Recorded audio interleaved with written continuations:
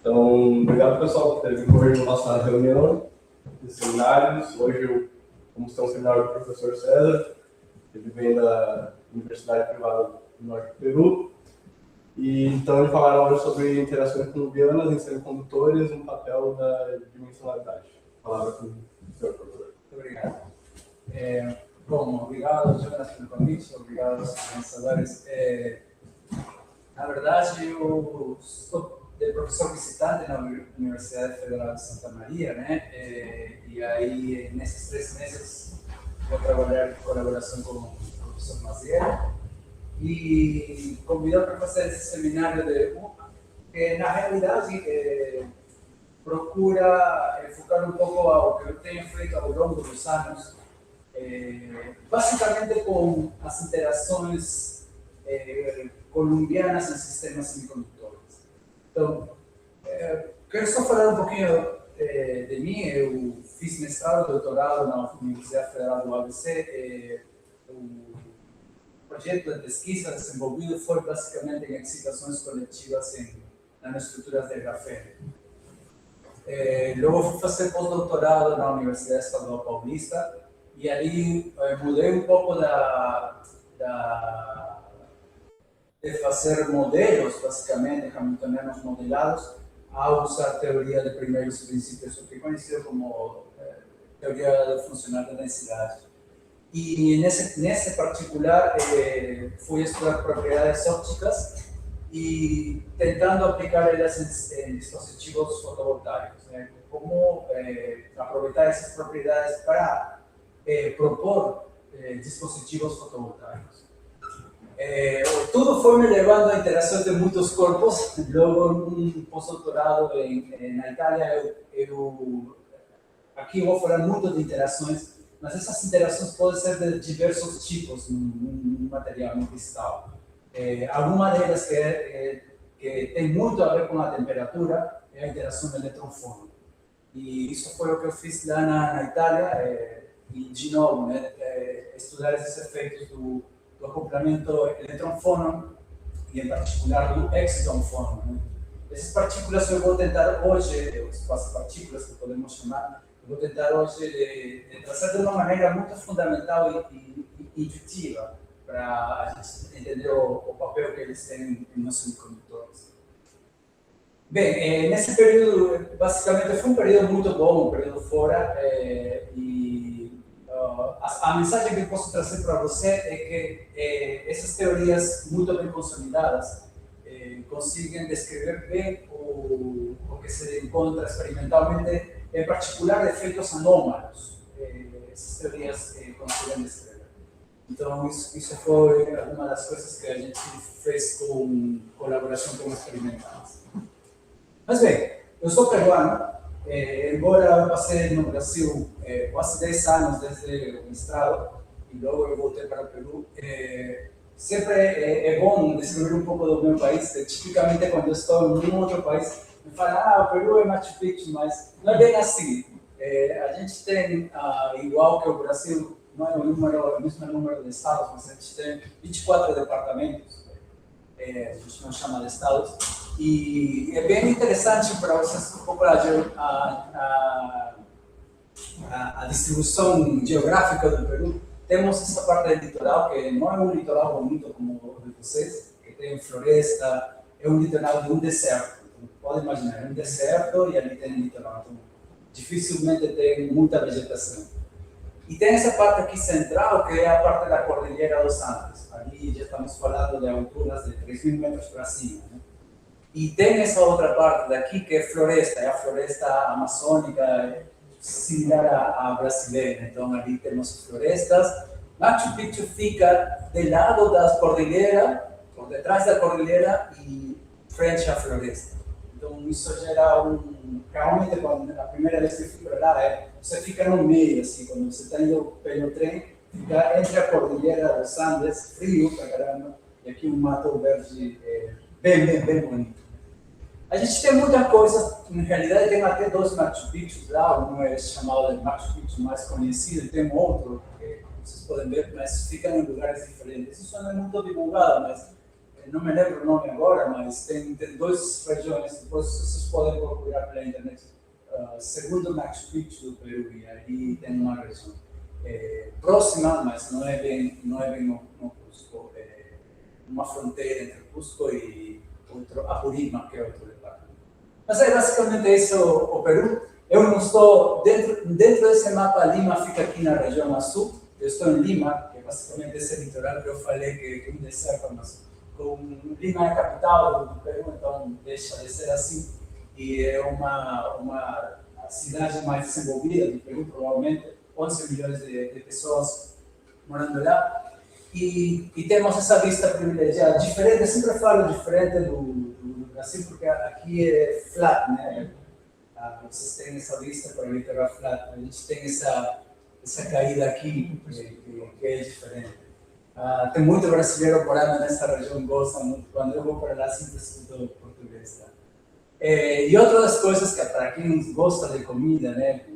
O Peru tem sido elegido por 2 anos diferentes, né? Como restaurante Latin, ou nesse ranking de 50 Best Restaurants, tem sempre representantes peruanos, né? Tem esse restaurante Maído no ano 2025 e no 2023 esse restaurante central.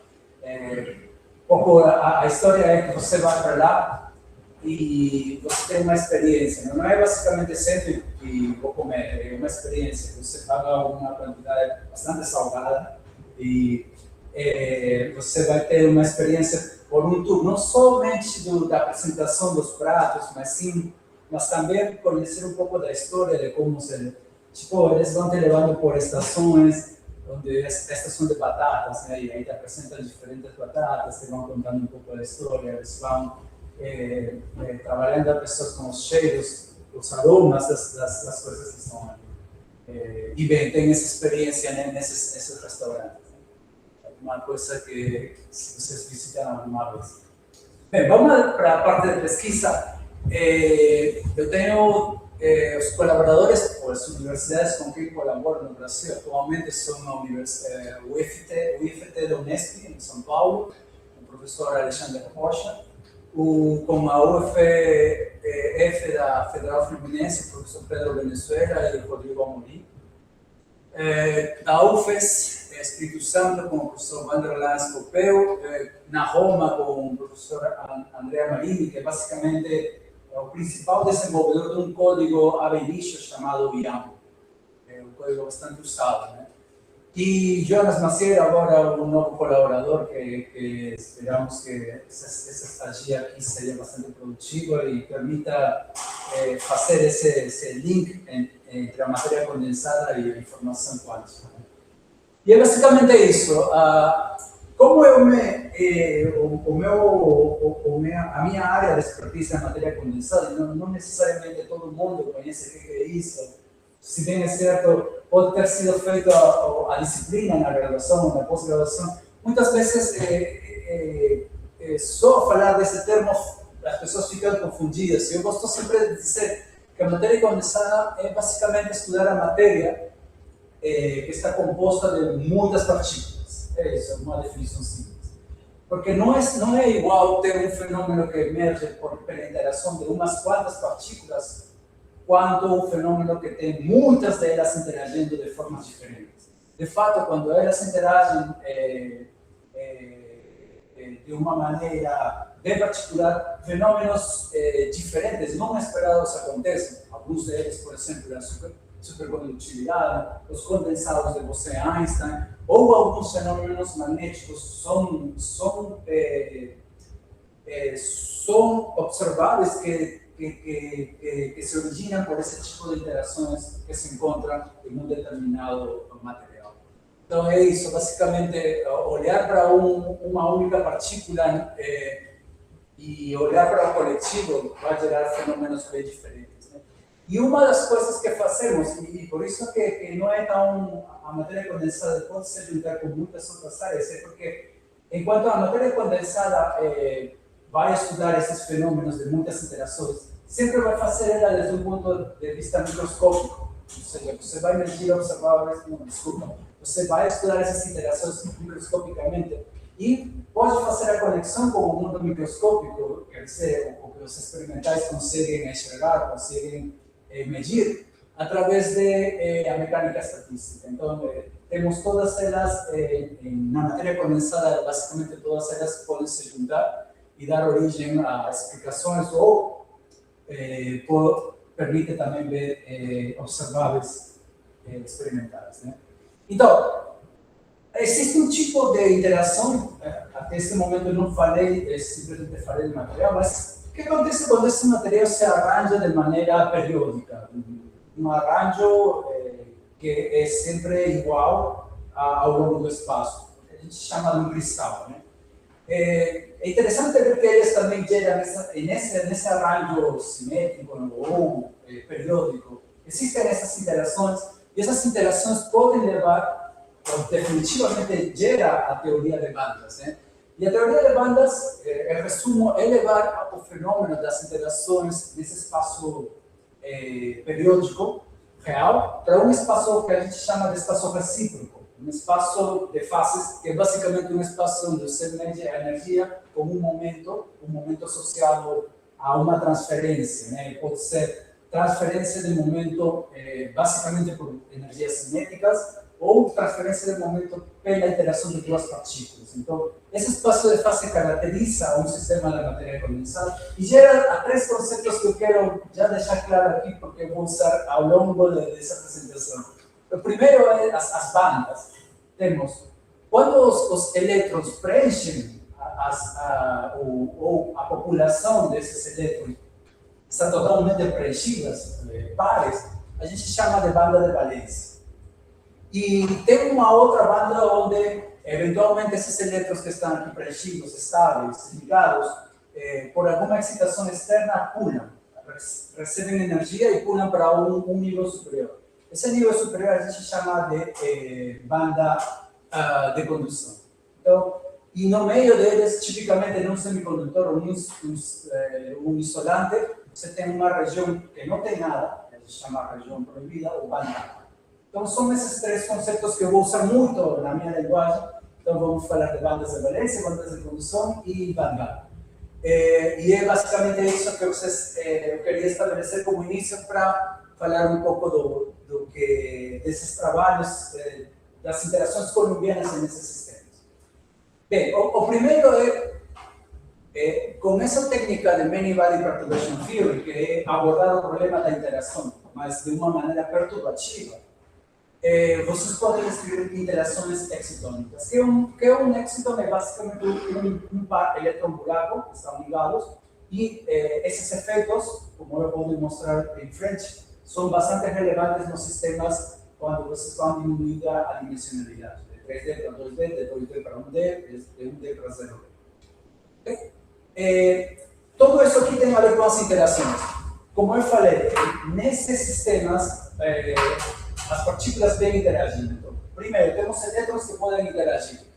E a interação entre eles não é um tempo infinito. A teoria que eu vou falar aqui hoje, ela permite que você olhe para o tempo de vida dessas interações. Então, você pode olhar para o tempo de vida dos eletrões interagindo, ou o eletrão interagindo com a rede, que basicamente a gente chama de interação eletrão-fônica. Ou você pode usar também a teoria para ver efeitos de como a temperatura é capaz de mudar o band gap, essa região proibida entre a banda de valência e a banda de condução. Ou o que eu vou fazer um ênfase aqui, falar do screening em geral. A diferença dos sistemas 3D, 2D para 1D é que os elétrons no sistema 3D estão basicamente blindados por muita matéria ao redor deles, que faz com que, se você botar uma impureza ali, os elétrons ao redor dessa impureza vão se arranjar. Vai ser essa blindagem que sofre essa impureza por parte da nuvem eletrônica é muito forte, e vai existir um potencial efetivo que vai ser muito reduzido.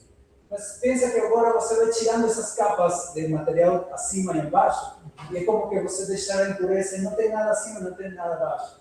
essa redução de material, que a gente chama de screening, é reduzido e faz com que a interação columnar seja muito mais forte em sistemas de dimensões mais baixas. Que consequências traz elas? Eu vou também mostrar hoje para vocês essas consequências e como elas poderiam ser aplicadas, por exemplo, em materiais fotovoltaicos, ou desenho de materiais fotovoltaicos. Bem, isso é o que eu faço até o dia de hoje. Eu não vou focar em todas elas, mas certamente para a escola de física da pós-graduação eu vou fazer um ênfase mais nos trabalhos de aplicações. Pensamos agora com o Jonas trabalhar um pouco da computação, da óptica quântica, e basicamente trabalhar a computação, a informação quântica, a eletrodinâmica quântica em cavidades, que é basicamente a interação elétron com, desculpa, da luz com algumas das partículas, ok? E introduzir efeitos não lineares em nossos estudos, que finalmente vão permitir olhar, nesse caso da computação quântica, fenômenos netamente quânticos. Eu desconheço nesse momento, mas certamente no futuro vou conseguir entender melhor. Bem, o que eu quero falar hoje, então? Eu vou ir em várias etapas, 3 etapas principalmente. Eu falei que essas interações têm um rol importante e que geram diferentes fenômenos emergentes. Então, eu quero falar para vocês por que, em quantum materials, essas interações são importantes. Fazer uma passagem com as técnicas espectroscópicas que permitem olhar um pouco desses observáveis, chama-se densidade eletrônica ou transições eletrônicas. Eu quero falar um pouquinho sobre isso e para fazer uma conexão com os modelos teóricos que permitem descrever esses fenômenos experimentais, essas espectroscopias em particular. Daí eu vou falar um pouco uma das interações columbianas mais conhecidas, que é a interação entre elétrons. E eu vou descrever essa interação no que a gente chama de GW approximation. Logo eu vou falar da interação de elétron-buraco. Se bem é certo, são columbianas ainda, essas interações podem levar a efeitos diferentes, de fato, levam a efeitos diferentes quando você considera desde um ponto de vista perturbativo. E eu vou tentar também falar como esse efeito é observado na absorção óptica e que consequências tem na prática. Bem, alguns fenômenos emergentes são, por exemplo, a supercondutividade a baixas temperaturas, fenômenos bem conhecidos, só que nos últimos anos têm sido feitos esforços por encontrar uma supercondutividade mais a temperaturas relativamente próximas ao ambiente. De fato, existem muitas maneiras de encontrar isso. Alguns deles, por exemplo, têm sido encontrados em 2018 no grafeno, né? Uma bicamada de grafeno, sendo que você controla a camada superior e faz ela girar pequenos ângulos, gera supercondutividade. Um fenômeno próprio de colocar uma camada, um novo grau de liberdade, que é basicamente uma camada, e girar ela. Né? Outras maneiras é, por exemplo, colocando pressão no sistema. Por exemplo, aqui nesse trabalho de 2024, se não me engano, você vai mudando a pressão no sistema e ele é capaz de encontrar rapidamente resistência quase zero para temperaturas próximas a 100 kelvins. Então, esses fenômenos emergentes têm uma explicação. E as explicações desses fenômenos, ou seja, dos isolantes topológicos, que são basicamente pensar no seguinte: você tem um material que em sua propriedade mais fundamental, ele é um isolante, tem esse gap entre banda de valência e condução. Só que, se você olha nas propriedades da superfície desse material, ele é um condutor. E um condutor nos quais, basicamente, os elétrons não sofrem espalhamento. E isso leva a um entendimento de você poder controlar o spin e tendo essa engenharia de spin, propor materiais, propor esse tipo de materiais para a informação quântica. Né? Esse é um outro tipo de material que se origina basicamente pelas diversas interações nesses sistemas sólidos. Mas, falando muito da interação, quais são essas interações? Por exemplo, você pode ter interações de orbitais, ou você pode ter interações de spin com um orbital, que a gente chama de spin-orbit coupling, ou você pode ter interação do spin com a carga, né? Spin charge, acoplamento, ou netamente interações colombianas, que são das cargas, ou interação de exchange, que é basicamente de spin com spin, ou as interações da rede com a carga, que é o que a gente chama eletrofônico. Adicionalmente, também pode ter interação do orbital com a rede, que é o que se chama de Jahn-Teller interaction, Jahn-Teller effects. Tá, essas interações que existem aqui, é difícil cobrir todas, cada uma delas tem um formalismo característico, mas o que eu vou focar é aqui, é Coulomb interaction nessa apresentação. Bem, algumas espectroscopias que permitem você ter acesso indireto a essas interações. Por exemplo, a espectroscopia de fotoemissão, que é basicamente baseada no princípio do efeito fotoelétrico. Você faz incidir um laser com uma determinada frequência. Essa frequência é suficiente para quebrar a energia de ligação do elétron com o material, que é dado por esse B, e ele é expelido do material com uma certa velocidade ou uma certa energia cinética. Isso logo, esses elétrons que são expulsados aqui, claramente aqui, isso aqui tem carga neta, né, o sistema, logo esse material vai ficar com uma carga neta, você arrancou elétrons dele, então ele tem uma carga neta. Portanto, este tipo de espectroscopia se conhece como uma espectroscopia carregada, né? Porque deixa depois de ter material carregado. Que se você for analisar logo com um analisador aqui os elétrons, você poderia ver a distribuição desses elétrons que inicialmente estavam preenchendo a banda de valência ou estavam populando de maneira estável certos estados. Você poderia ter acesso aos níveis de energia através de um conteo desse número de estados por unidade de energia, por unidade de volume, que a gente conhece como densidade de estados. Tá? Isso daqui é basicamente como você pode ver a banda de valência desses elétrons. E aqui essa largura que vai mudando, só quero mostrar um efeito de que desde os anos 77 até o ano 2000, você pode melhorar a resolução de tal maneira que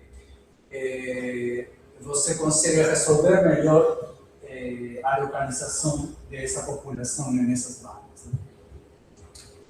Que outra coisa mais permite essa espectroscopia? Você já tem um controle da conservação de energia pelo efeito fotoelétrico, mas se você também impõe que é possível conservar o momento dessas partículas, desses elétrons que foram expelidos, você criar um mapa, agora de momento também de energia, e dá origem ao que a gente chama das bandas eletrônicas. E essa relação entre energia e momento, que você pode ver as bandas populadas, você pode ter acesso às superfícies de Fermi, e isso permite não só convalidar a teoria de bandas, que basicamente permite a construção disso aqui, mas olhar fenômenos aqui, porque isso aqui é os fenômenos coletivos, como esses elétrons estão interagindo. Então, essa espectroscopia permite ter acesso a essa informação. De fato, a largura que vocês veem aqui dessas bandas, aqui a largura está associada com o tempo de vida. Então, aqui tem muita física rica que pode ser contrastada com modelos teóricos. Outra das espectroscopias que é muito comum usar para descrever possíveis transições de elétrons pulando de uma banda de valência para uma banda de condução, é a espectroscopia de absorção. Nesse caso bem particular, você vai novamente usar um laser sobre um material, vai excitar esses elétrons e eles vão pular da banda de valência para a banda de condução. Só que aqui, essa é uma espectroscopia neutral, porque a energia que você bota do laser é fraca o suficiente só para arrancar o número de elétrons, deixando o seu material neutro. Não fica carregado, não perde elétrons, ele é neutro. De tal forma que conserva essa quantidade de elétrons. Tá? São duas diferenças, porque a outra procura outro tipo de medida, é mais invasiva, enquanto essa daqui só você quer ver transições, respostas do seu sistema por um laser que ensina. Tá?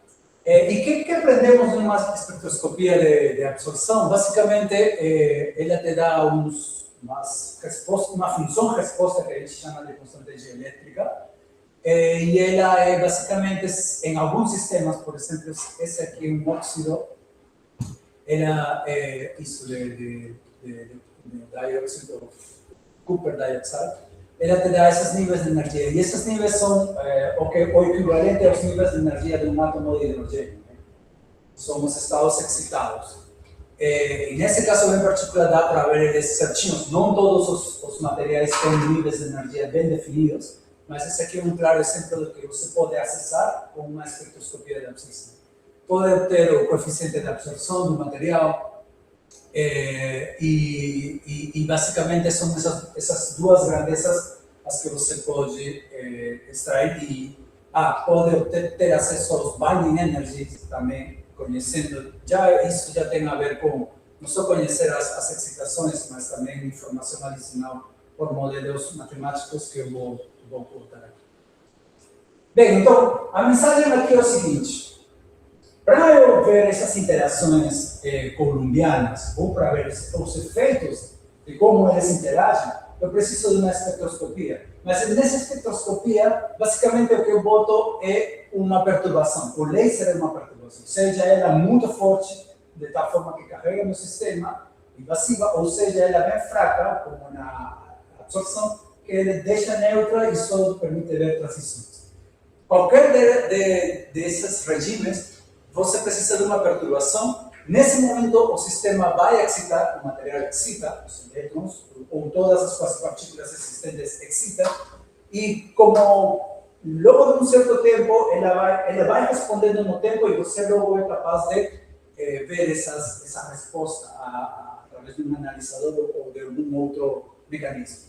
Então, o que eu vou fazer é propor um modelo, mostrar para vocês um modelo já usado na área, que tenta usar esses ingredientes. Tenho uma excitação, vejo como o sistema evolui e quero ver a resposta desse sistema logo no seu tempo. Tá? E eu vou fazer isso para dois tipos de interações, a interação elétron-elétron e elétron-elétron. Tá? Então, esse é o problema visto desde uma perspectiva de muitas interações.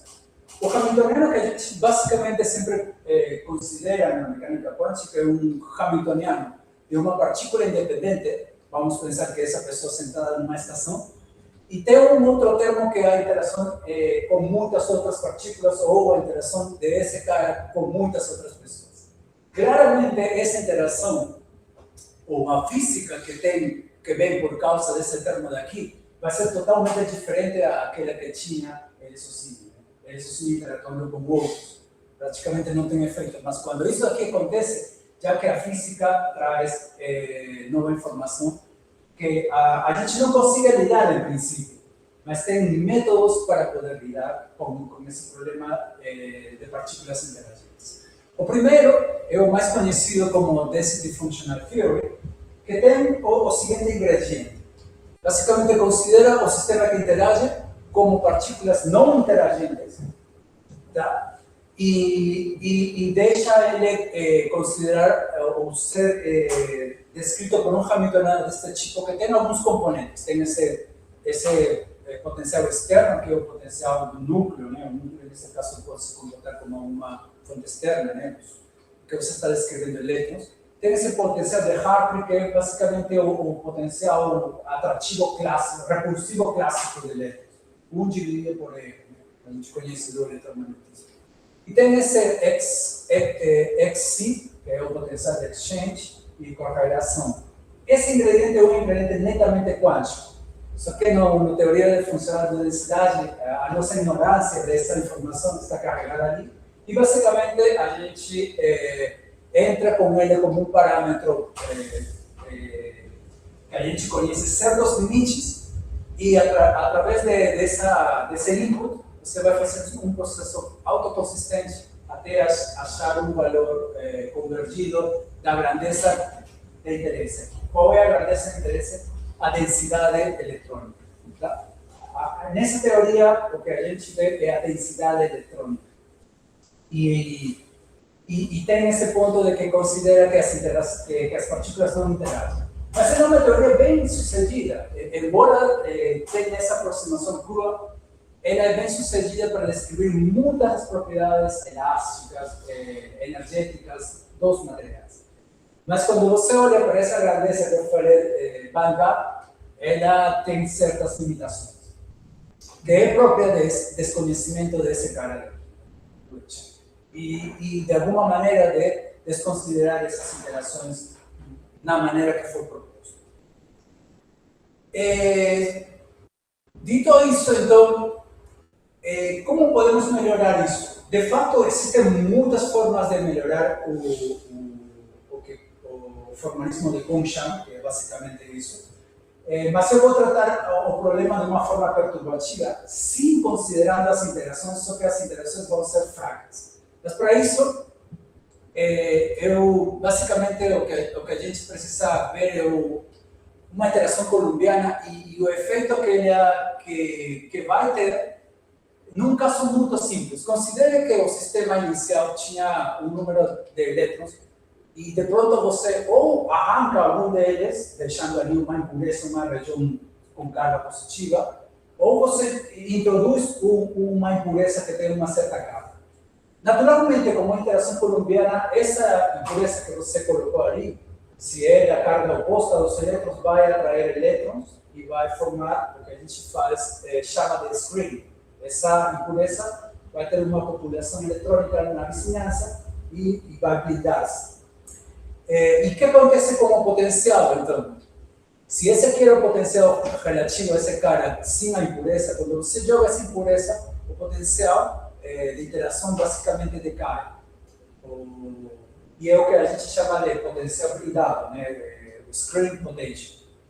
Isso tem alguns é comprovado experimentalmente que leva a algumas oscilações coletivas, porque agora já o efeito pode replicar. Isso aqui eu botei numa porção do material. Agora replica esse fenômeno da impureza como uma nuvem eletrônica em todo o material. Então, essas novas partículas, que a gente chama de plasma, vão começar a interagir e oscilar. E essas oscilações coletivas é o que a gente chama de plásmicos. Então, eventualmente, a densidade oscilando é um fato experimental que leva à observação das oscilações de frio. Bem, considerando isso, então vamos supor alguma dessas espectroscopias que a gente pensou, principalmente a espectroscopia mais invasiva não carregada.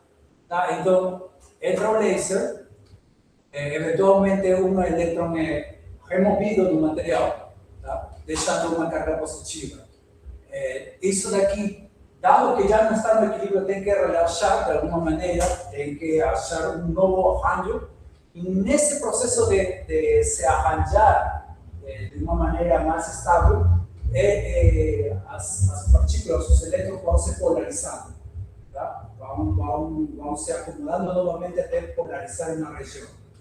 E logo de um certo tempo que ela evolui esse processo, né? Você vai formar esse tipo de ilhas, onde você tem a impureza com uma nuvem eletrônica. Isso daqui é o que a gente chama, já falei de screening, mas como o modelo vai assumir que você tem muitas dessas novas partículas interagindo fracamente. Então, agora não temos um elétron, já não chamamos elétron, vamos chamar quase partícula a esse conjunto de elétrons com uma impureza ali, a gente vai chamar de quase partícula. Tá? E o que a gente vai descrever é essa interação. Esse problema que era de elétrons interagindo, agora a gente vai considerar que é um problema de elétrons interagindo só que fracamente. E agora, de quase partículas interagindo fracamente. Então, já não tratamos elétrons, mas sim quase partículas. Mas isso tem uma grande vantagem,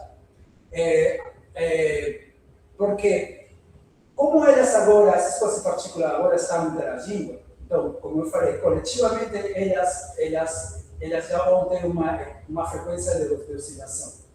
Isso vai dar origem a ressonâncias que, se você ver pelo formalismo da função de Green, a ressonância, as energias para os valores em que acontece a ressonância vão dar um pico. Esse pico é a energia de excitação dessa nova partícula, e essa energia é justamente o que os experimentais conseguem mexer, ou conseguem observar nos experimentos. Então, esse formalismo é meio que, de maneira natural, introduz o que o experimental espera observar.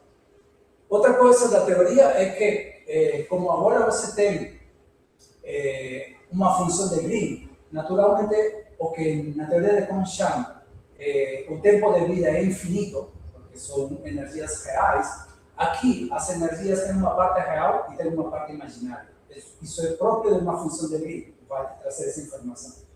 E uma energia contendo uma parte imaginária representa uma partícula, uma quase partícula, com um tempo de vida associado, que é o que também o experimental, como eu falei, olhando para a largura da espectroscopia, eles conseguem entender qual é o tempo de vida dessa quase partícula. Então, essa é provavelmente o Main-Body Perturbation Theory, é a teoria mais apropriada para descrever as espectroscopias. E basicamente ela usa a função de Green, que permite medir a probabilidade ou a amplitude de probabilidade de uma propagação de uma partícula no tempo t' assim um tempo t. Você cria uma partícula no tempo t' e você destrói essa partícula no tempo t. Então, de tal forma que o que você quer ver é essa evolução que acontece no caminho azul. Tá? Isso nesse espaço real, mas você sempre é capaz de ir para um espaço recíproco com uma transformação, e isso aqui é o que veríamos numa linguagem mais de matéria condensada. Energia, função de onda e momento de transferência. Né? Então, não tem isso de novo, a função de Green, nessa diferença aqui é justamente a energia da ressonância e é justamente a energia de excitação da quase partícula, que dá acesso ao que os experimentais conseguem observar. Né? Os experimentais observam basicamente isso, né? Uma energia da ressonância e uma largura, que a função de Green de uma partícula te permite ter acesso. Bem, eu não vou entrar no formalismo total, mas basicamente você construir um hamiltoniano de uma partícula ou não interagente com um hamiltoniano interagente, que nesse caso aqui é o coulombiano, que é de nosso interesse, você consegue reescrever a função de Green dessa forma, o que leva à equação de Dyson. E daí, essa equação de Dyson expressada na linguagem de um hamiltoniano ou uma equação secular, né, permite descrever os sistemas de muitas partículas interagentes, okay? Com uma boa precisão. Só que aqui a questão, isso daqui não é muito trivial de ser resolvido. Na verdade, o Hedin, no ano 1965, ele resolveu esse problema daqui, basicamente partindo de um propagador, uma função de Green, encontrar essas correções de self-energy, que a gente chama, que é a... Desculpem, vou pular aqui. O self-energy, que é esse termo daqui, é a ignorância, nossa ignorância dessas interações. Está carregada ali, assim como chama o Exchange Correlation, está carregada essa informação que não conhecemos. O self-energy também tem isso daí. Então, o propósito é basicamente resolver essa equação para obter o self-energy. Só que vocês podem ver aqui que é uma tarefa numericamente não é possível ser resolvida um conjunto de equações íntegro diferencial. Dessa forma não é possível. Então, a gente comumente faz algumas aproximações. Por exemplo, elimina esses vértices aqui e faz um processo autoconsistente aqui. Mas também é muito custoso fazer aqui que isso daqui seja autoconsistente em muitas iterações. Então, o que comumente e funciona muito bem é usar a teoria como um single shot, uma iteração só para corrigir as energias de um único elétron, considerando as interações com outros, né? Então, fazendo isso, a teoria é basicamente descrita por esses diagramas de Feynman, né? E, na prática, o que a gente precisa é calcular uma função de Green. Só depende das energias, tá bom? E da função de distribuição. Encontrar a função dielétrica, que é a resposta do sistema devido a esse rearranjo de elétrons, devido a essas interações. Então, isso já não é algo muito bem estabelecido. Se vocês veem aqui, 1 dividido por esse cara vezes esse cara é o potencial colombiano no espaço recíproco, e essa aqui é a polarizabilidade, né? uma função resposta. Daí vocês têm esse potencial screening, que é basicamente o potencial colombiano renormalizado pela corrente dielétrica, e uma vez que você tem o screening, que você tem o chi, e você tem a função de Green, você pode calcular o self-energy, que são ingredientes que você precisa para resolver isso. Então, obtendo já o self-energy, eu posso encontrar que as energias das quasi-partículas, voltando de novo, a quasi-partícula agora me representa um sistema interagindo fracamente, mas já leva em conta as interações colombianas e outras teorias, por exemplo, o Jean ainda tem uma ignorância em poder carregar. Então, com isso, você corrige, e o que você encontra, o que é interessante de encontrar, é que medidas de bandgap com essa nova teoria, como falei, o single shot, por isso chama G0W0, predizem melhor os bandgaps que as outras teorias, que a teoria de Conchamp suscita. Outra coisa é que você, obtendo essas novas energias, você consegue explorar algum aspecto de fotoemissão, que foi o que falei, essa espectroscopia, bem próximo ao que o experimental consegue medir, e também você consegue predecir os tempos de vida dos elétrons, que são as interações colombianas. Então você consegue ter também, devido a que tem uma parte imaginária, você tem acesso aos tempos de vida das interações eletromagnéticas, tipicamente da ordem de picosegundos. Bem, dito isso, então, essa teoria de GW é uma teoria que permite descrever as interações colombianas de maneira perturbativa através de um novo conceito que chama quasi-partícula. A mensagem é a seguinte: a teoria de Hartree-Fock, que basicamente considera o potencial colombiano interagindo ou representando a atração colombiana, desculpem, a repulsão colombiana, é basicamente uma teoria que tipicamente dá valores de bandgap acima do que o experimental mide. A teoria do DFT dá valores por debaixo. Mas a teoria de GW, baseada em Unified Perturbation Theory, consegue descrever melhor, mas se você for ver crua, de maneira crua, o que é uma aproximação de GW? É basicamente pegar o potencial de Hartree-Fock e incluir uma constante dielétrica, ou seja, um screen. E fazendo esse screening, você faz, como eu mostrei na primeira gráfica, que o potencial seja renormalizado, e essa renormalização do potencial ajuda a que a descrição do bandgap seja melhor. Então, essa é a mensagem. O que é uma teoria de GW? Muitas vezes se fala disso. É basicamente isso. Se fala toda essa complexidade que eu mencionei aqui. Na mensagem é mais rápido. É pegar o potencial de Hartree e renormalizar através do screening. basicamente por tratar a escala de energia de maneira correta no sistema. Sim, levando essa interação, só que de maneira perturbativa. Sim, sim. Com esse cuidado. Bem, até aqui é só interação colombiana. E interação colombiana elétron-elétrica. Mas os sistemas que eu mencionei, principalmente quando eu coloco a espectroscopia de absorção. Agora está envolvido um elétron e um buraco. Então, será que incluir uma interação elétron-buraco de alguma maneira perturbativa em uma função resposta, ou seja, quando eu quero medir a resposta da interação, tem algum efeito? Isso é o que eu quero trazer para vocês aqui.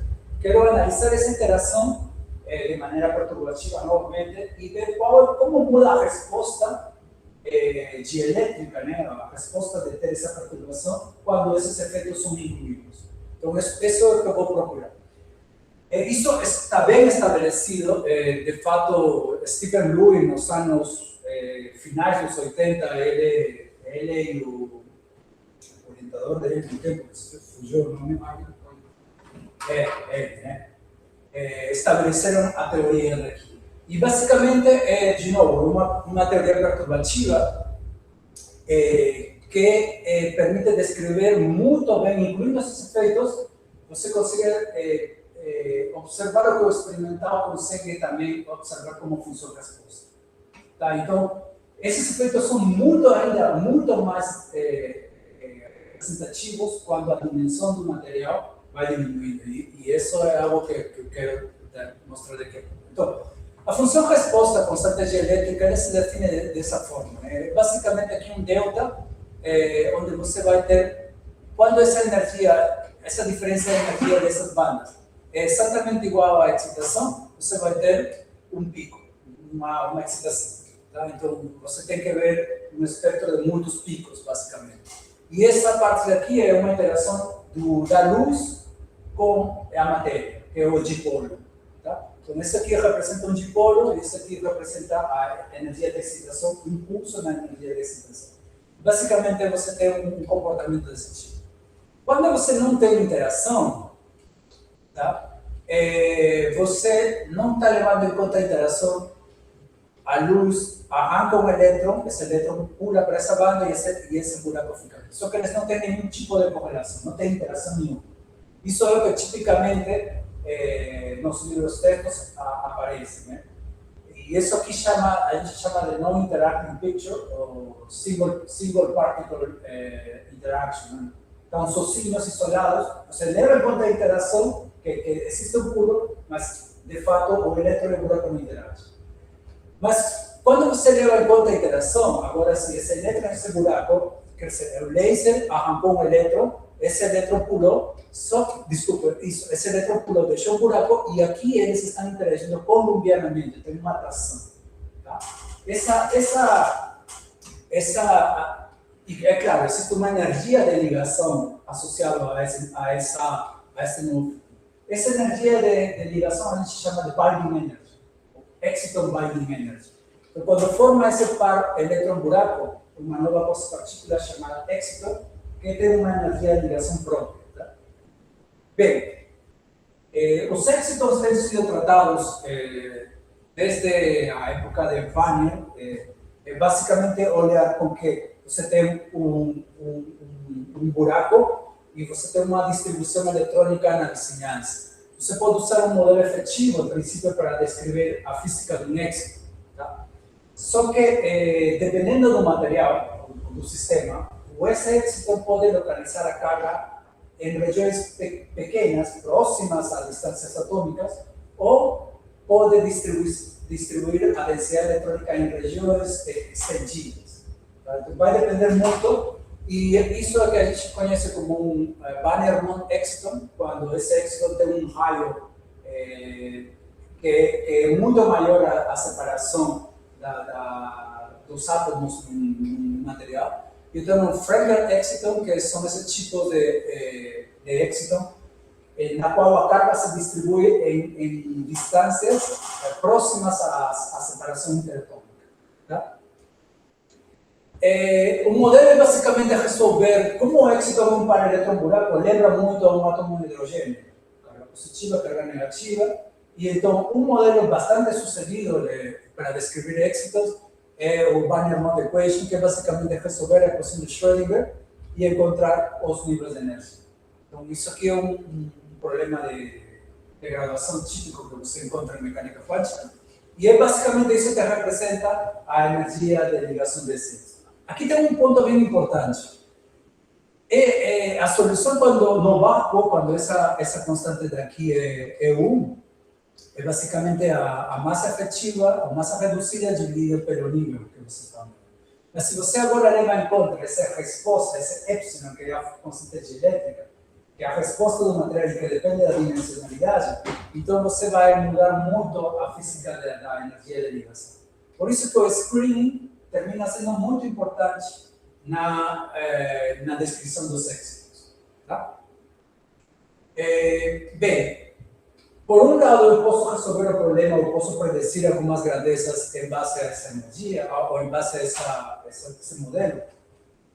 De novo, feito desde um ponto de vista de teoria de Many-Body Perturbation Theory, agora você tem que descrever, no primeiro caso de um elétron arrancado de uma superfície material e se propagando de um tempo t linhas, um tempo t, a função de Green de uma partícula era suficiente para descrever o fenômeno. Mas agora temos um elétron e um buraco correlacionados. Então, esses dois que estão ligados vão se propagar desde um certo tempo inicial a um certo tempo final. Então, o que a gente tem agora é que descrever um problema de uma função de Green de duas partículas. Esse não é um problema muito trivial, mas com certas aproximações você consegue descrever. Digamos assim, a equação que você tem que resolver, baseada nessa equação de Betzel-Peter, nessa linguagem de propagadores, está dada por essa expressão. Tá? Que de fato se pode escrever assim.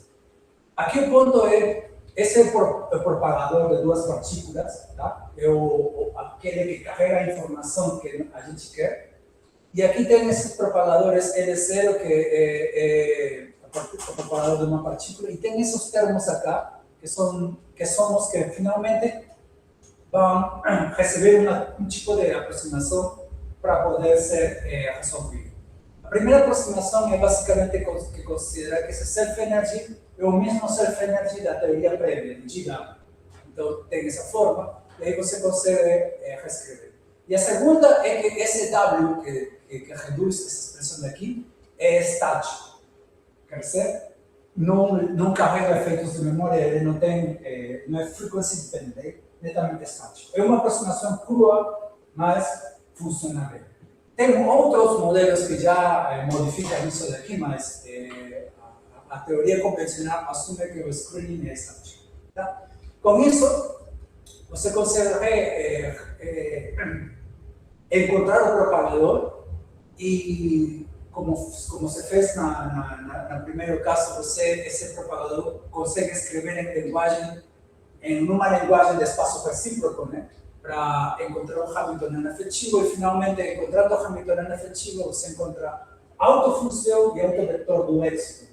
A autoenergia é basicamente a energia de ligação das possíveis excitações, e os autovetores, ou as funções de onda, como eles se distribuem no espaço. Então, essa equação daqui, ela é finalmente muito poderosa para descrever interações elétron-buraco ou efeitos excitónicos. Tá? E uma vez que eu tenho as energias e as funções de onda, basicamente eu posso construir a função resposta, que, como falei, é o dipolo vezes a excitação. Agora o dipolo tem que ser renormalizado, porque nesse primeiro caso, a função de onda era de single particle, não tinha interação, elétron-buraco, e agora o dipolo é renormalizado com as soluções da função de onda do Hamiltoniano excitônico. Com isso, então você consegue ver uma função resposta e os diferentes estados excitônicos do material que você está estudando. Ok, qual é o ponto com o Exciton? O Exciton, esta partícula é bastante inusual e nos últimos anos, de fato, a diferença dos anos 90 e até 2000, onde o Exciton era olhado num quantum well, postos quânticos e pontos quânticos, E basicamente as energias de ligação eram da ordem da energia térmica, 25 MeV, e se você conseguir passar isso, era um caso muito bem sucedido, mas esse êxito rapidamente se dissociava pelas flutuações térmicas.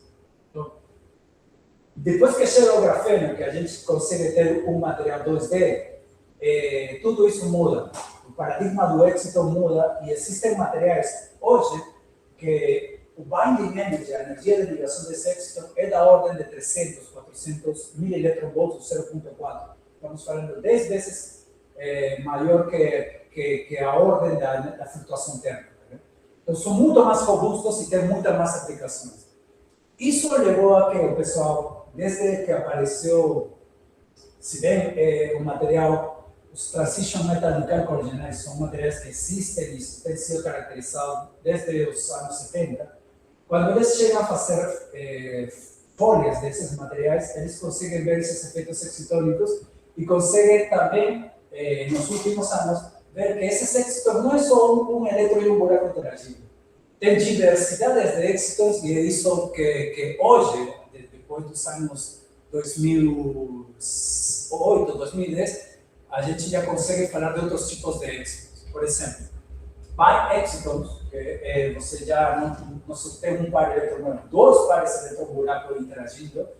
Tem trions, que são três cargas interagindo, por exemplo, uma negativa com duas positivas, ou uma positiva com duas negativas. Isso também é um tipo de éxito mas é carregado, né? Então, uma física um pouco diferente. E se você quer fazer a engenharia que eu falei no início do grafeno, colocando uma camada acima e rotando com pequenos ângulos, consigo observar supercondutividade. Isso também pode ser feito nesses tipos de TMD. Cada camada agora é um grau de liberdade, então você poderia formar éxito na camada de baixo ou um buraco e um elétron em camadas diferentes. Então tem um éxito chamado como interlayer éxito. Então a variedade de éxito nesses novos materiais é grande. Cada uma tem uma particularidade diferente. Finalmente, o que a gente quer de um éxito dessa coisa particular é ele ser robusto o suficiente para poder controlar a difusão dela a uma certa região e logo nessa região dissociar ela. Quando você dissocia o éxito, tem um elétron e um buraco. E basicamente uma coleção de elétrons em buraco gera corrente. Então, se gera corrente, posso ter uma aplicação direta em um dispositivo. Bem, essa é a motivação para o éxito. Por que a dimensionalidade realmente é importante, então? Então, já falei um pouco aqui, os ingredientes são o screening e o meio dielétrico onde eles se encontram. Tudo isso aqui são fatos experimentais. Tá? Isso aqui é interação columbiana nesses materiais gallium arsenide, hydrofosfide. Aqui estão os transition metal nickel collagenase. Tá? Isso são as energias de ligação em 1000 electronvolts. De novo, falando que a energia térmica 25 kelvins, 25 MeV, mas 25 mil electronvolts. Então, nesses materiais 3D, as binding energies são da ordem da temperatura ambiente ou menor. Então, rapidamente vão dissociar. Pode explicar por que a engenharia de éxitos no passado era bem mais complicada, né? E nesses materiais daqui, que também são 3D, esses TMDs, vocês podem ver que são 50, 90, são bem mais robustos, tá? Mas ainda assim são da ordem de algumas dezenas de mil elétrons. Bem, em 2D, também, de novo, nada disso é teórico, tudo é experimental, com diferentes técnicas. Você tem, de novo, os TMDs, MOS2, MOS2, WSE, WSE2. Os binding energies experimentados, dependendo das técnicas, dependendo se eles têm um substrato, cresceram sobre um substrato ou não, eles vão a partir de algumas centenas de mil eletronvolts. Vejam a diferença. Em 3D, as binding energy é bem menor, e aqui eles superam por uma ordem de grandeza praticamente. Então, são muito mais robustos. Tá? Mas a razão é simples disso. Basicamente, como essa interação é colombiana, a gente não tem que olhar para o potencial nu, o potencial colombiano, a gente chama de bare column potential, né?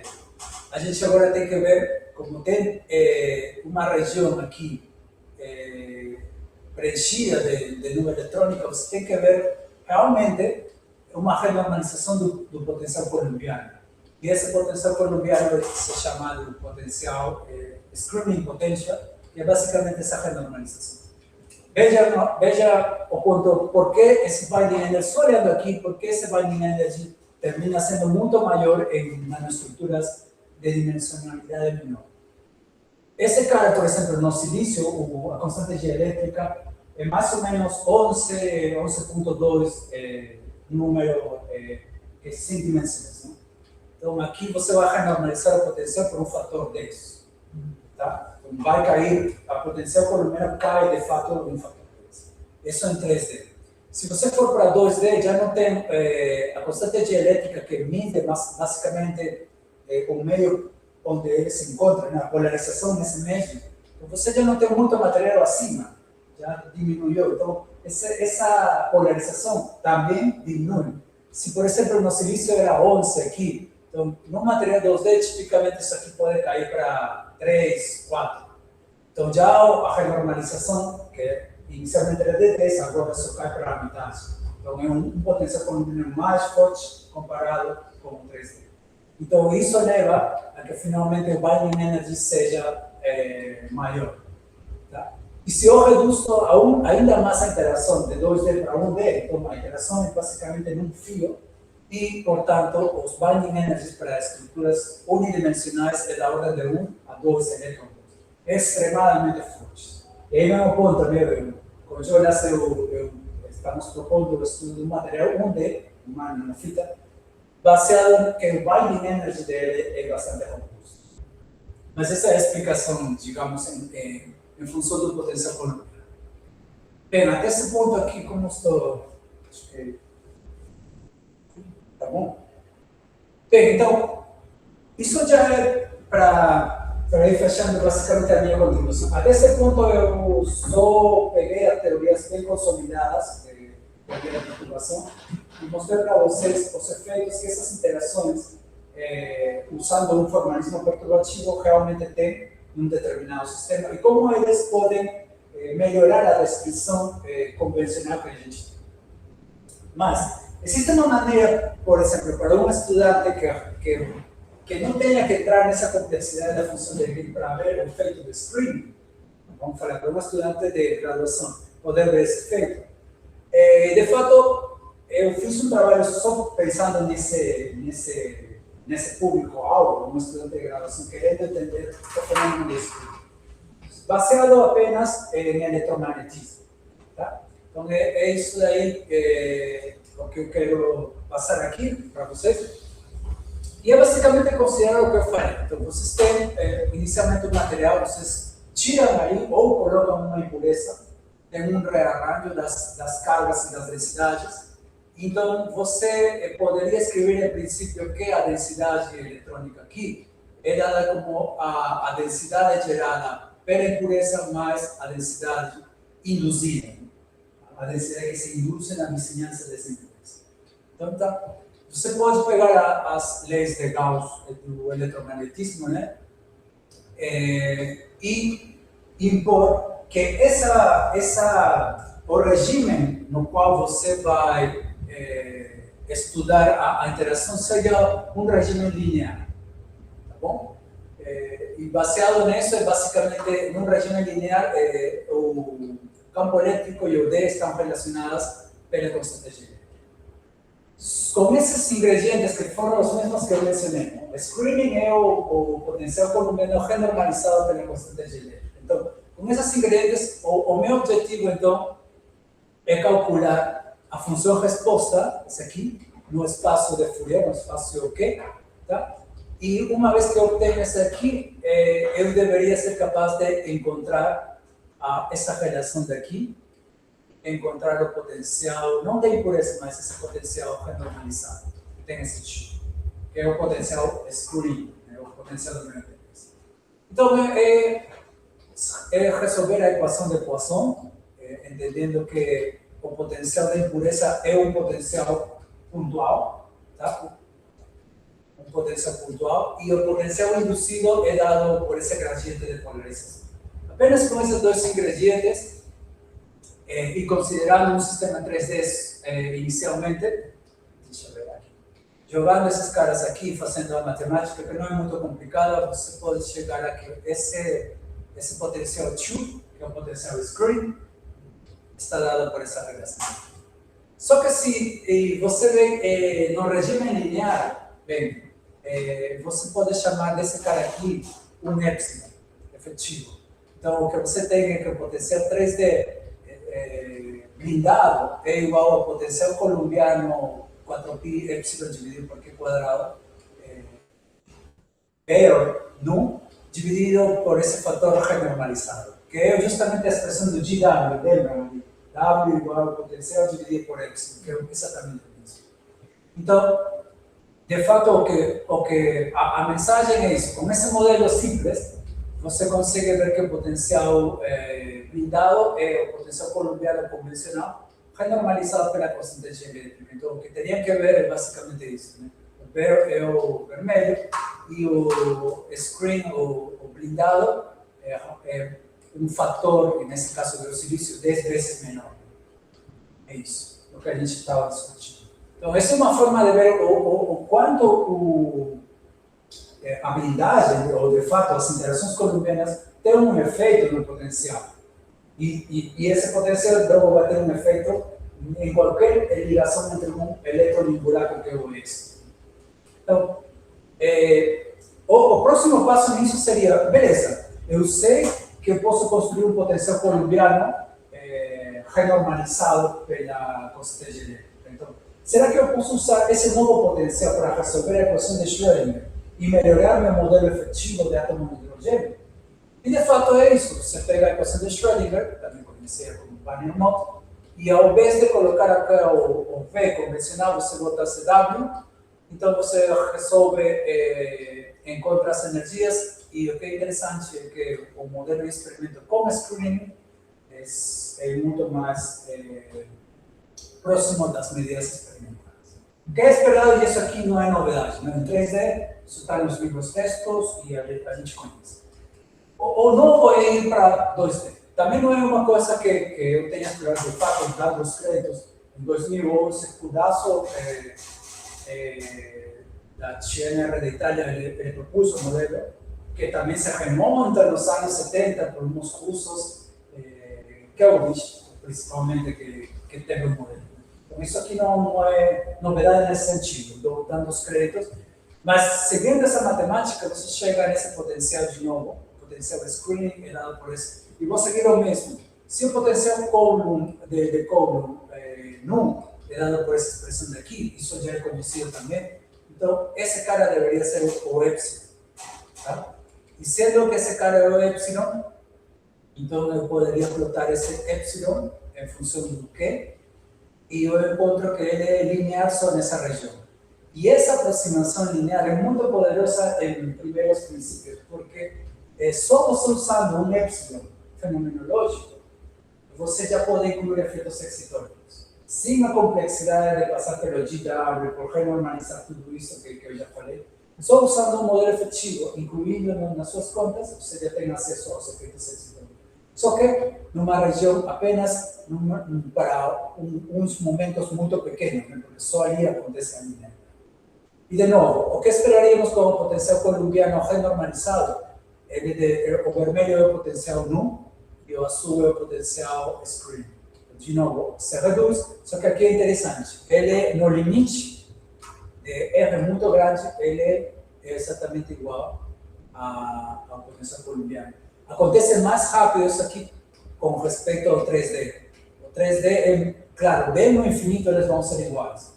Mas no caso 2D, ele vai chegar a ser bem mais rápido, vai cair no caso convencional. Bem, então a pergunta, até aqui tudo isso era conhecido, até o ano 2011 que o Cudasso propôs o modelo.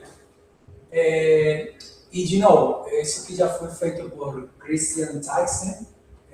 No ano 2016, ele propôs de novo a mesma pergunta. Beleza, eu tenho já o potencial screen, que é algo que alguém mais fez, que alguém mais encontrou a relação. O que aconteceria se eu coloco isso na equação de Schrödinger, mas trocando o potencial pelo potencial renormalizado? Então, ele encontrou a equação de Schrödinger, essa equação também conhecida para um átomo 2D, só que esse efetivo tem uma relação bem particular, que depois de você trabalhar um pouco, na verdade, fica uma expressão como isso, analítica. Então, no modelo dele, nessa relação, pega aqui esses materiais MOS2, WS2 e outros, e o modelo também, 2D funciona muito bem para descrever o binding energy desses textos. Bem, mas ainda a pergunta, até ali, a pergunta foi feita de 2016, 2D. E eu me perguntei, a verdade, o que aconteceria no 1D? Será que eu consigo também fazer a mesma brincadeira de encontrar o screening e logo pegar, resolver a equação de Schrödinger e encontrar uma expressão para binding energy? Bem, fiz isso daí no ano 24, não tem muito tempo atrás, e a ideia vai ser a mesma. Então, vou pegar todo esse formalismo inicial para resolver a equação de Poisson com as condições iniciais, e eu chego a uma expressão de um potencial efetivo dado por esse cara. E, de novo, se eu comparo, não vou ter aqui mais, esse cara 2 que K0, que é uma função de Bessel de segundo ordem aqui, só esse cara daqui acima representa o potencial colombiano de um sistema 1D nulo, que não tem um efeito de blindagem. Então, o que está embaixo deveria ser a constante G elétrica, embaixo esse princípio. Então, em princípio, eu tenho a constante G elétrica e eu poderia já fazer outros movimentos, né?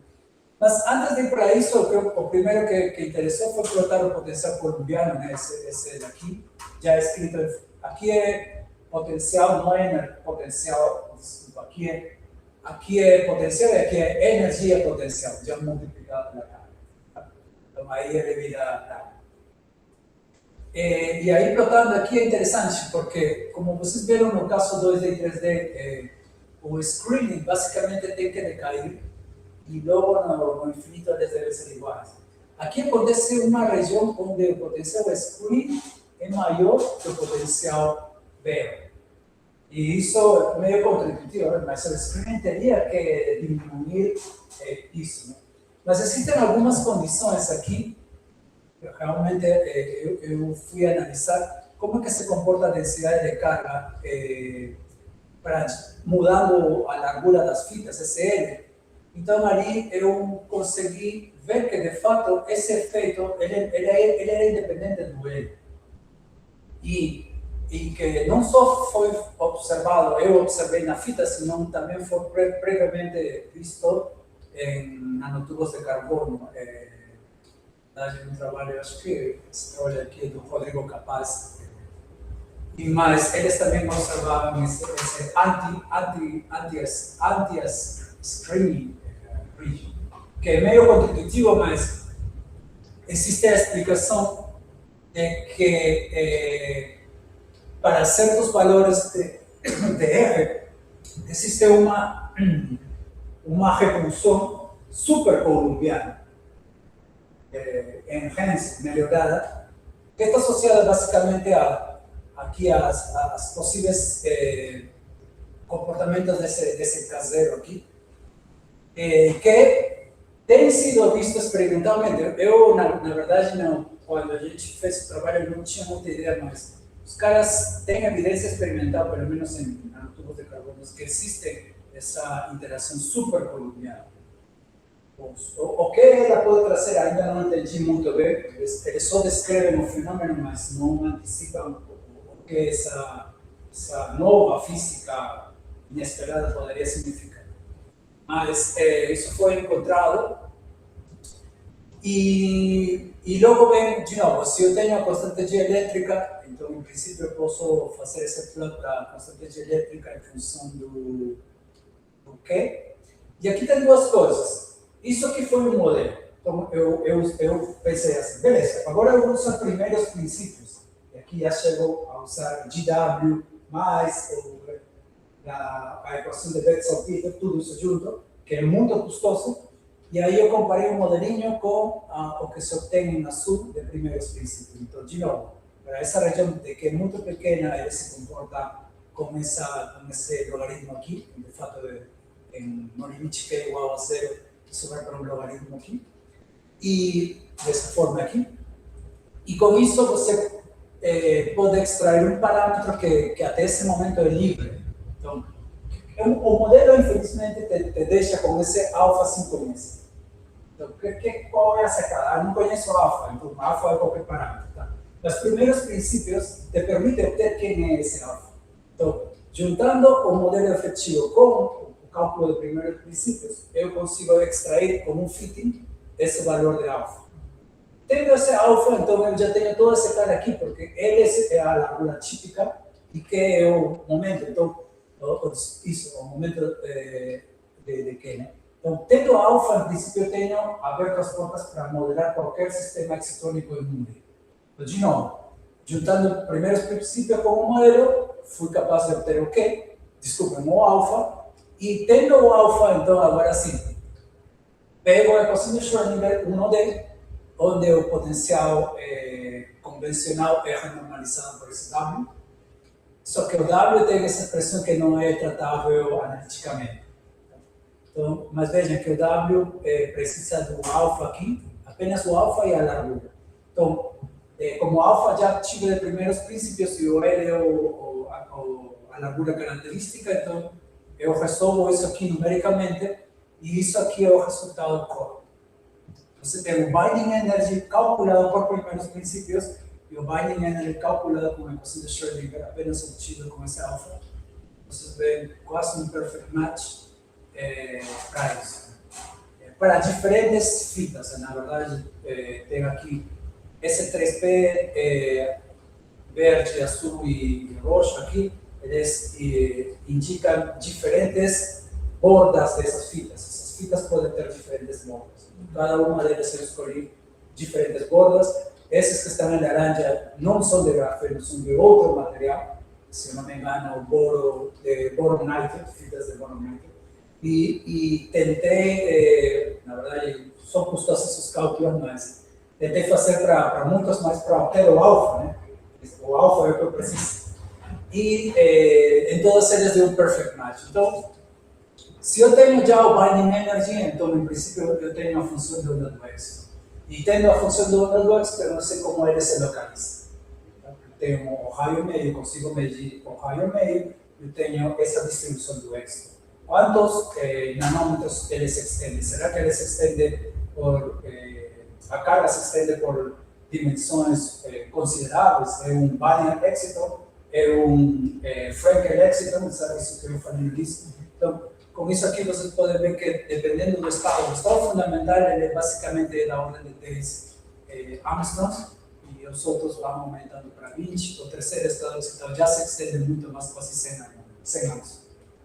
E a partir daí você já tem essa grandeza, que por primeiros princípios é extremadamente, como falei, difícil de ter. Mais ainda que as fitas são sistemas que têm muitos átomos e muito mais difíceis assim. Mas bem, então, em princípio, com essa informação, você também pode extrapolar para a bandgap, que é uma das grandezas de interesse. Isso daqui não é uma extensão do trabalho, isso foi feito para 2D. Os caras encontram que o bandgap está relacionado com binding energy e através de uma relação de 4. Outras pessoas têm encontrado, por exemplo, para semicondutores orgânicos, que essa relação é de 1 a 4 também, similar. Isso que foi um trabalho que deixei, mas eu encontraria nos meus sistemas essa relação. Mas ainda é um trabalho em progresso, eu não posso afirmar isso. Precisaria fazer muito mais sistemas diferentes, pesados, com átomos leves, para poder ter uma melhor resposta. Esse cara se fez muitos sistemas. Esse cara, talvez o mesmo número que eu fiz aqui, não, um pouquinho mais. Então, não daria para falar de uma coisa geral, mas certamente pode existir uma relação entre o Panda e o Binding Energy sistema solar. Bem, Uma pergunta. pode falar. Tem uma fita, mas ela vai ter diferentes bordas. Se ela for armchair, se for Isso. zigue-zague, daí uma vai ser metálica, a outra não pode ser. Isso, em Taipanding acontece que isso é, algum tipo de elas é metálica, como acontece nos nanotubos. Mas em primeiros princípios,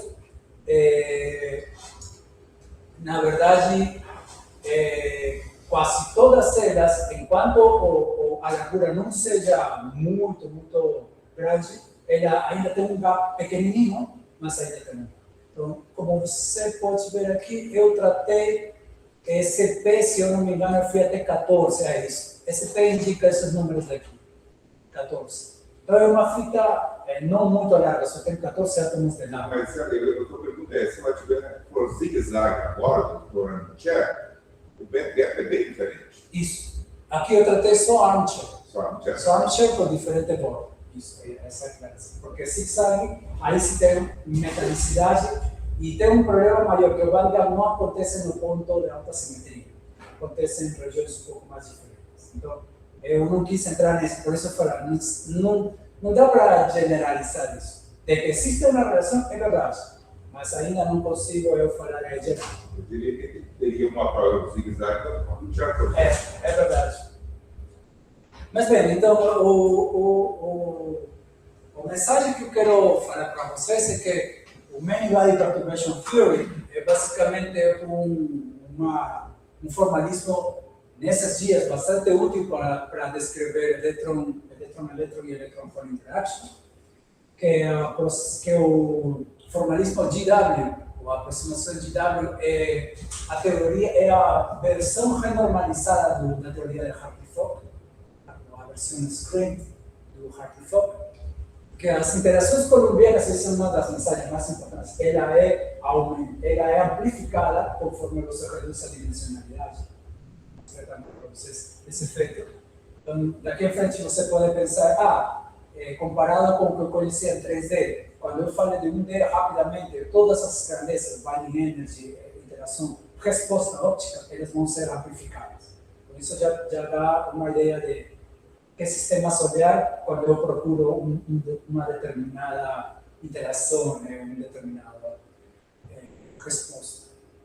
E que os modelos efetivos, de fato, são uma forma de poder tratar esse problema bem complexo de função de uma, de duas partículas, para simular um sistema muito mais complexo. Então, isso é uma das coisas que eu queria trazer. E obrigado pela sua atenção.